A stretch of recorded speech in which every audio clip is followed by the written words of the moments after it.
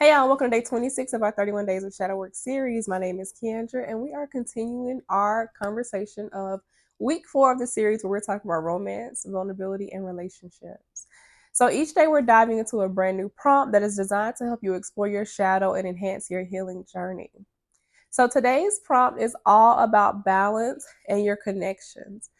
So remember, this is a safe space for self-discovery, so give yourself time and be gentle with yourself. Let's get into it.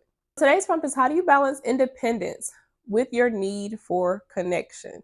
I love this question because a lot of us are over depending on one way or the other. Either we're so obsessed with having a romantic connection that we spend all day on the apps. We spend all day trying to, either responding to message people's messages on the phone, like on social media. Like, we spend a lot of our time obsessing about love and obsessing about romance and feeling like we're not successful if we don't have a romantic relationship.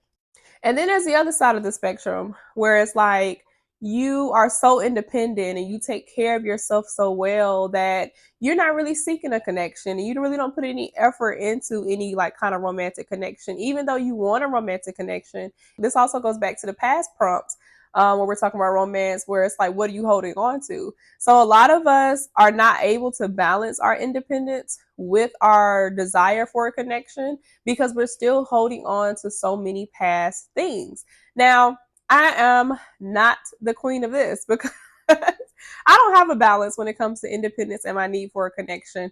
I've been single for over 2 years now, and I am more so on the side of the spectrum where I just take care of myself so well, and I haven't had a romantic partner that can like meet that, or that can support in that, to the point where it's like it really just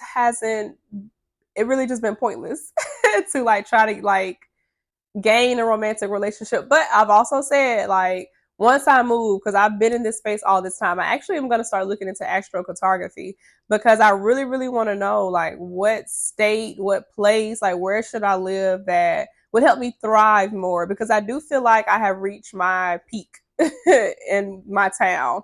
I do feel like I've reached my max of I guess like connection here, in a sense of, because I've always been here my whole life. I feel like I'm going to better balance my independence and my desire for a connection once I'm in just a new space and once I'm around new people. Also, once I start having better romantic experiences, because it's like my desire to be independent comes from the fact that I've always had to be independent. I've always had to take care of myself. I've always had to prioritize my needs and my wants, or else they're not going to get met.